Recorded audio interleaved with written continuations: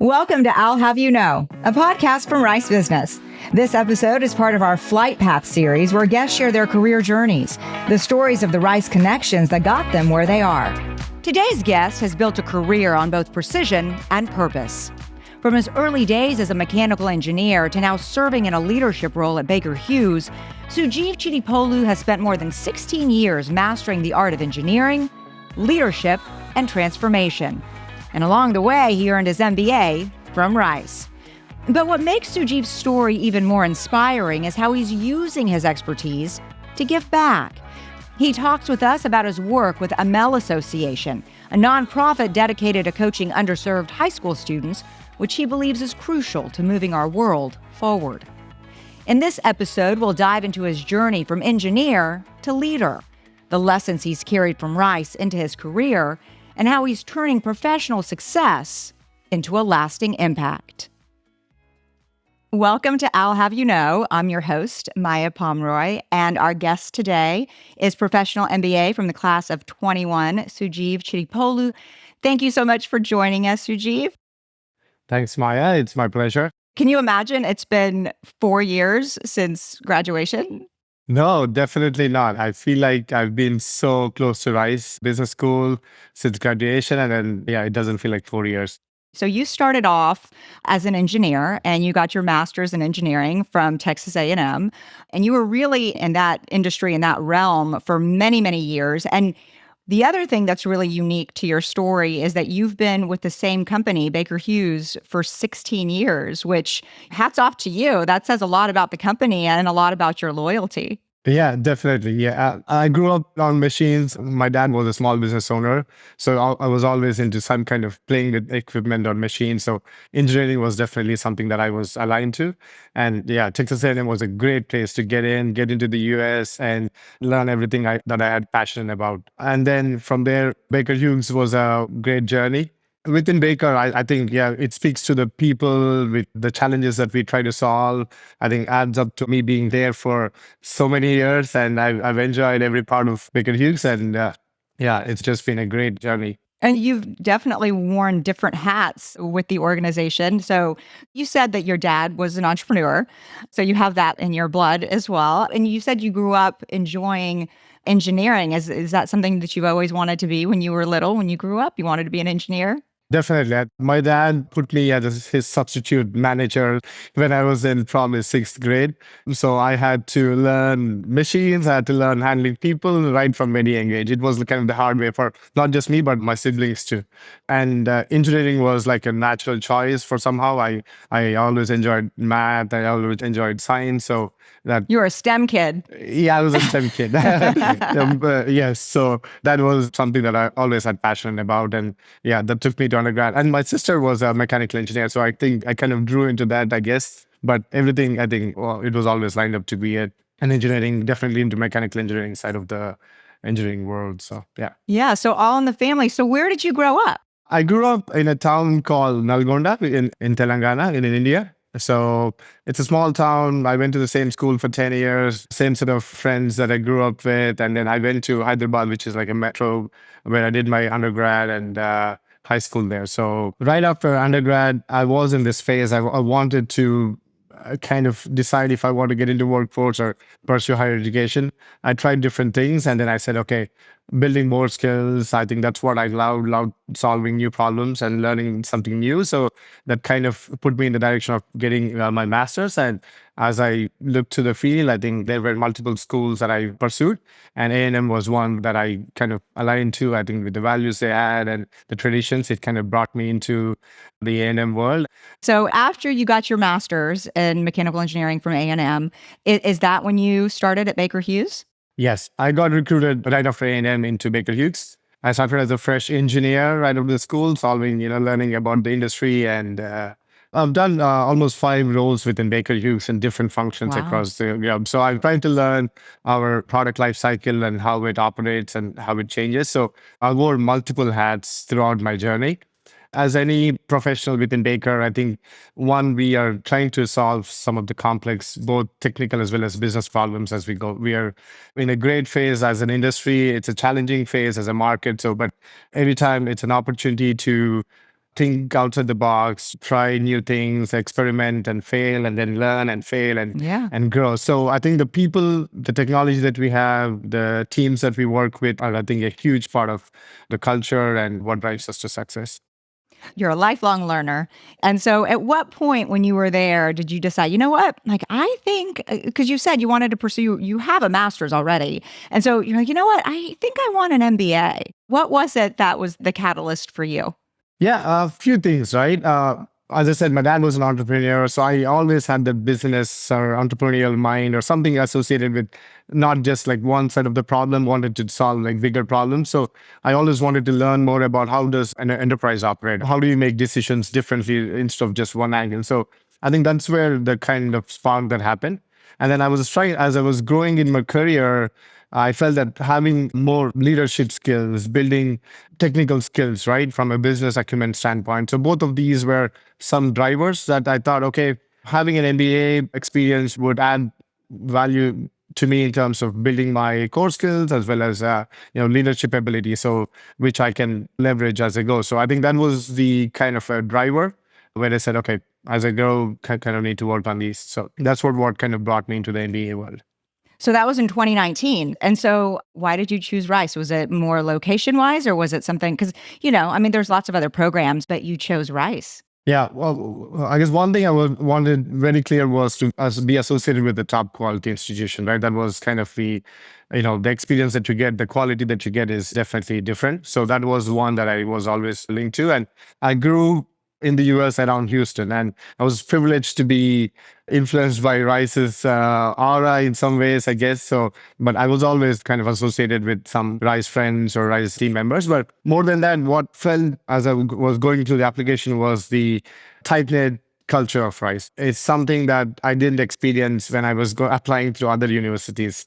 So I felt that very hands-on, very early on during my phase. So that kind of attracted me to the process for sure. And two, I wanted to have not just technical skills, but have a holistic MBA experience, right? I didn't want it to shy, away from the other parts of the MBA. So having that campus in Houston, be able to access other parts of Rice was again a huge factor for me, where I could go to the Dole Institute, I could go to the Lilly Lab. So I could, all those things were straight factors which I thought were no other institution that offered me in Houston area or even in Texas to do a professional MBA. And it's also interesting because even in my cohort, you have a lot of people that are from the engineering background and have all of those hard skills. And, you were a STEM kid and you know how to do the math and you know how to do the accounting and you know how to do all those things. But how are those soft skills, those leadership classes that are a whole different ballgame and coming from, a very science and math and technical background? Because for me, the accounting classes are the scary ones, right? So, Yes. so were the leadership classes and those, that you took, how did you feel about taking those and writing papers on them? Yes, I would say, Maya, I think those were the ones that closed the puzzle for me, right? You can build your technical skills like online, you can take a course and then build that, right? I think the leadership coaching that we've done through CoachRICE, I think the leadership classes that we've done through the program, I think those were the ones that differentiated. I think that was, I keep telling Ruth Reitmeyer, who's the director of coaching at Rice, I think she's been a huge influence for us. And I've told her many times that her offering of CoachRICE, her offering of leadership programs during the business school, I think that those were the sections or classes that closed the puzzle. Close the puzzle. I love that. So you did certainly take advantage of your time at Rice and were very much integrated in so many different organizations. CoachRICE was a leadership training program, and you were also very much ingrained in a lot of the other leadership opportunities and the service organizations. Because one of the other things that I love about your story is you give back so much to the community, not just to Rice, but to Houston and really other organizations.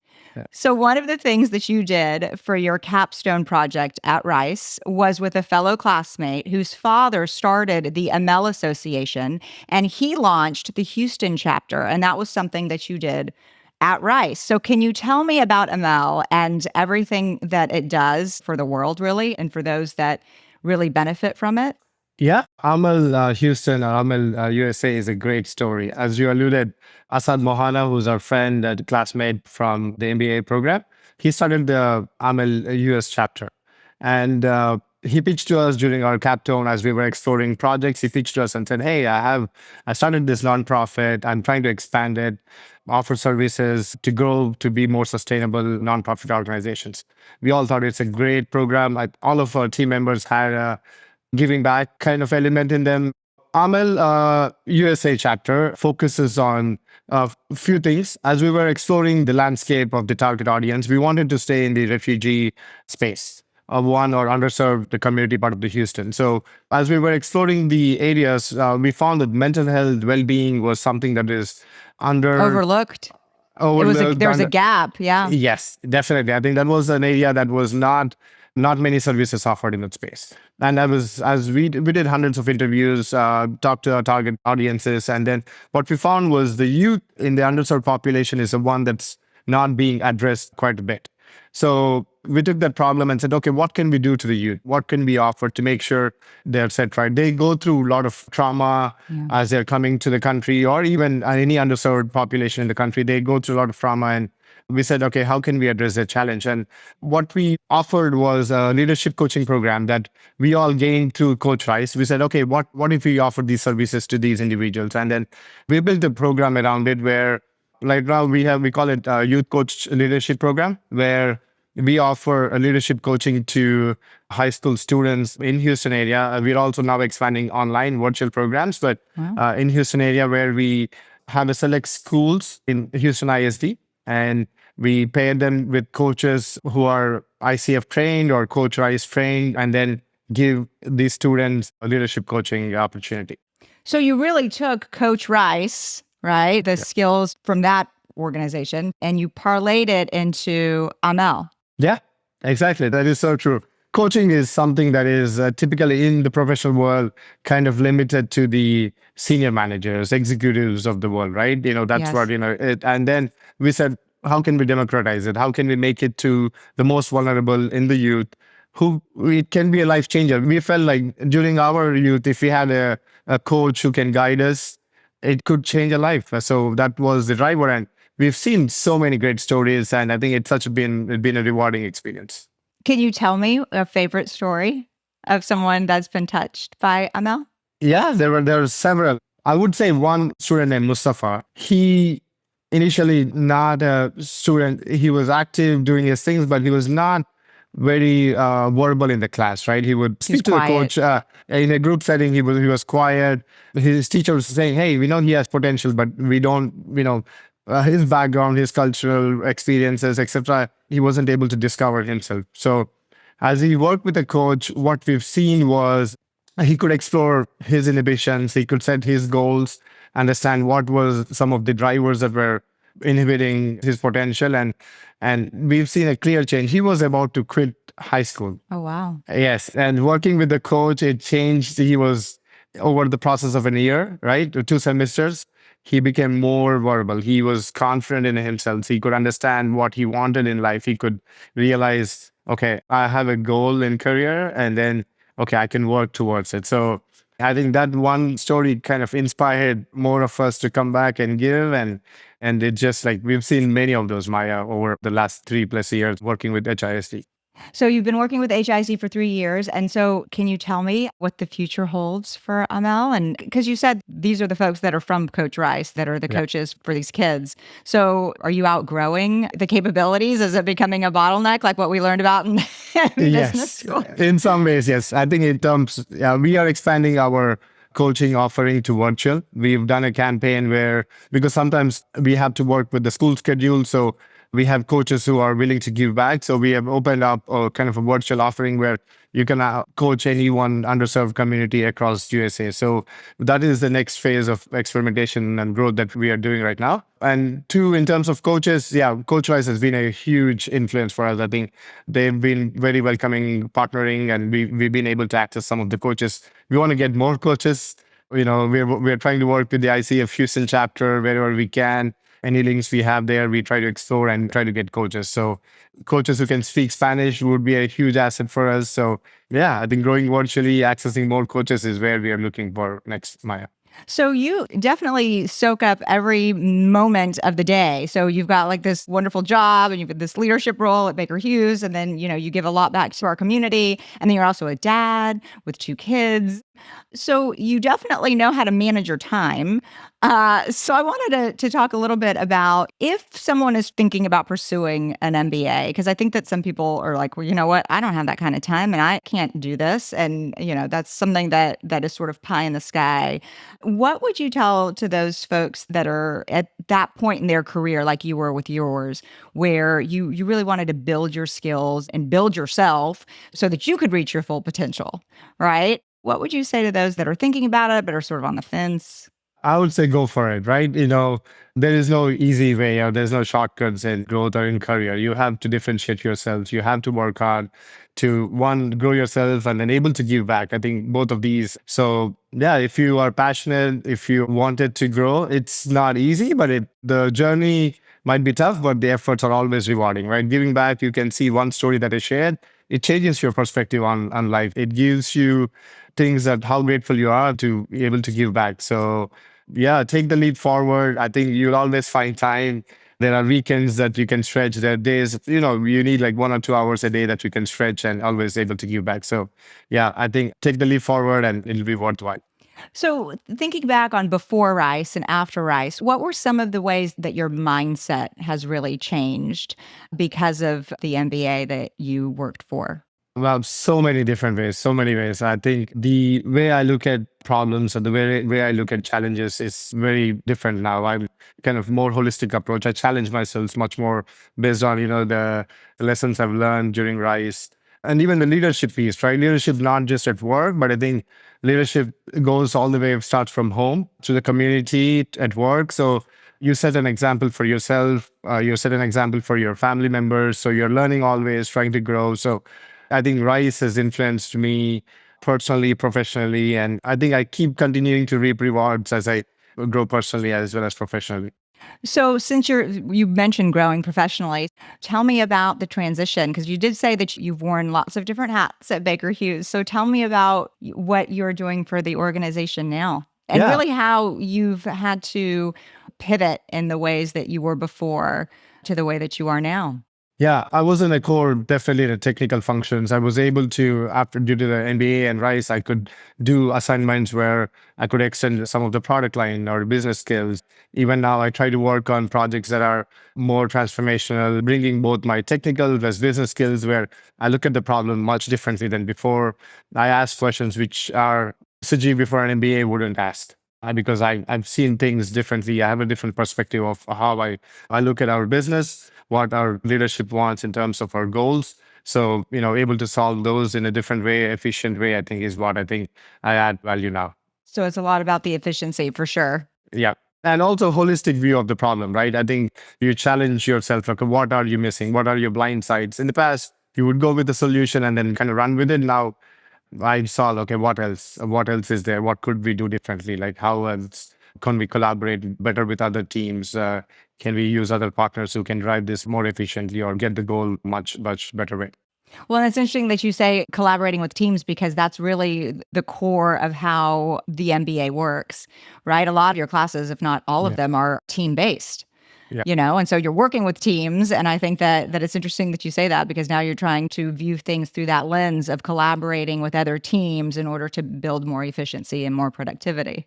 Yeah, definitely. I think in the past, I would want me to only solve the problem. Then I realized, okay, you have a team that, you can all leverage individual core strengths and then drive much more efficiently. Even at Amel, like we all wear different hats. Everybody has different personal skills, professional skills.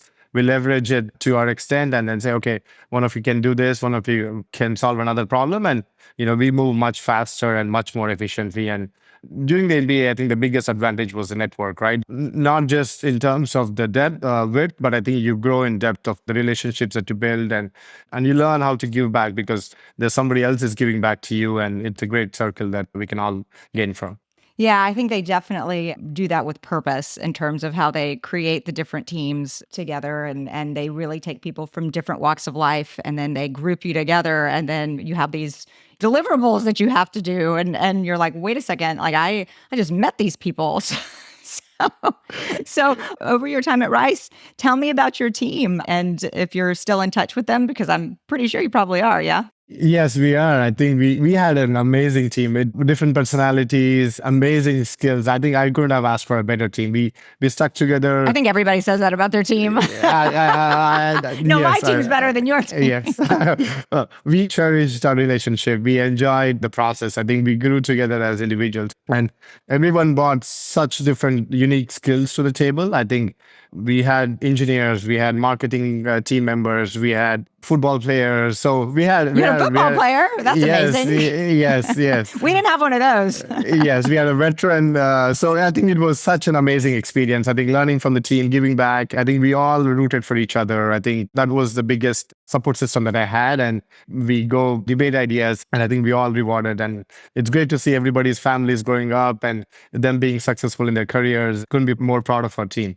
So what was one of your favorite classes or favorite professors or favorite experiences when you look back? Oh man, that is such a tough question. I would pick two. Two, okay. Yes, one is Al Danto's entrepreneurship courses, right? You know, the new enterprise acquisition. I love Al. He's so approachable. It's easy to, and his knowledge is just amazing. I think he gives back so much to not just Rice, to the Houston community. And I think Al's been a great teacher and mentor for us. And then the second, I all like Vikas' strategy, customer-based strategy. Mm-hmm. I think he rips you apart and then he teaches you what is that you actually need to, as a company, like focus on the things that your customer wants, focus on the things that your stakeholders want. So I think those were a few things that definitely stood out. And I can't speak enough of the leadership exposure that I had at Rice. I think it teaches you from serving yourselves to serving your team, serving to the community. I think it just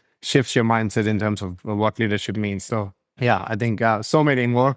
I can keep going, Maya. No, those are great. And so since you've graduated, since like I said at the beginning, it's been a couple years. So how have you stayed engaged with Rice? Yeah, in many ways. One, I go back to Rice Business Partners. I think that is such a huge thread that Can you tell us about Rice Business Partners? Yeah, Rice Business Partners is the association, the alumni part of Rice Business that connects the business school with the business world, right? I think that is where the rubber meets the road, I guess, in some ways. So it's such a huge partner in the community, in the business world, that me as an alumni, I can go back, attend these events where I could get to attend events with the CEOs. I can get to attend meetings with some of the great business leaders in the community who are doing transformational things. So I think that keeps me very connected to the business school. As I said, CoachRICE, staying connected with the coaching team, with Ruth and her team, I think has been a great, again, relationship that we continue to build. So whenever I get an opportunity, I'm there.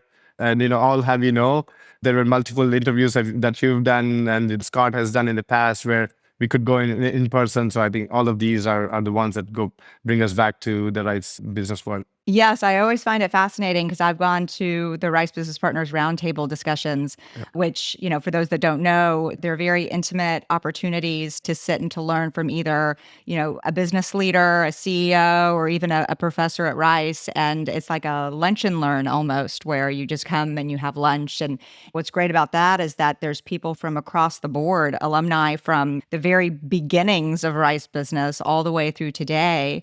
And it's such a wonderful way to stay integrated in the Rice community and the alumni community. And there's no other opportunity really to do that. And you get this great lunch and then you also get an opportunity to learn. So you never stop learning. It's really just because you graduate doesn't mean that your lifelong learning has somehow, put a pause button. It's continuous for the rest of your life.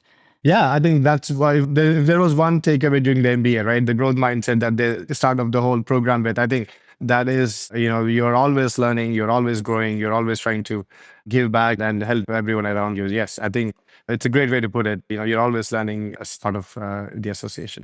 Yeah. So tell me what you're most looking forward to in the next couple of years for your own career and profession.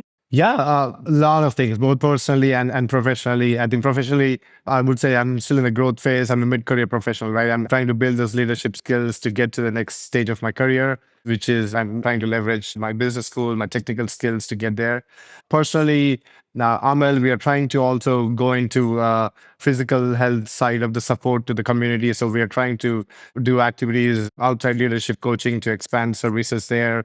We try to go back and give services wherever community needs is. With the recent floods in the hill country, we were able to put together a package and then give back something to the community. So I think that's a great area where we leverage relationships and then able to give back. And I have a growing family, and I'm very excited to see how our kids and my wife, we all grow as individuals as well as professionals. So a lot to look forward, a lot to be grateful for, and yeah, continue to grow. So do you have many engineers, like tiny engineers? Are your kids into engineering? Are they STEM kids too, or are they on a different path? They're doing everything. I don't know. They want to play professional sports. They want to learn music. So I let them do whatever they are enjoying. I think they're definitely into science and math. So I know they have that side of them. But yeah, I think this is a beautiful country where you get the opportunities that you can see and be able to grow and give back. And what a wonderful example you are to them and to all of us. Yeah, I think, as I said, that it's a blessing. It's a journey that I'm definitely proud of and definitely very grateful for to be able to do it. Any final thoughts that you'd like to share with our listeners? Yeah, first, I want to say thanks to you. I think we've been partners in the community. So thanks to the work that you do. And thanks for your inspiration. And anybody who is trying to pursue an MBA or think that you do not have time, you can do it. There are so many examples once you get there. I think the MBA experience definitely at RICE is life-changing. It will change you both professionally as well as personally, and you can soak in the experience and reap rewards throughout your career as well as your personal life. And looking forward for many more stories from you. Well, and I'm looking forward to what's next for you. I mean, maybe another 16 years at Baker Hughes, they'd be lucky to have you. We'll see how it goes. But yeah, definitely, it's been a great journey. Yeah. For sure. Well, Sujeev, it's been a pleasure. Thank you so much for taking time today to chat with us and to share your story and all of the good that you're doing for not only the RICE community, but for the world.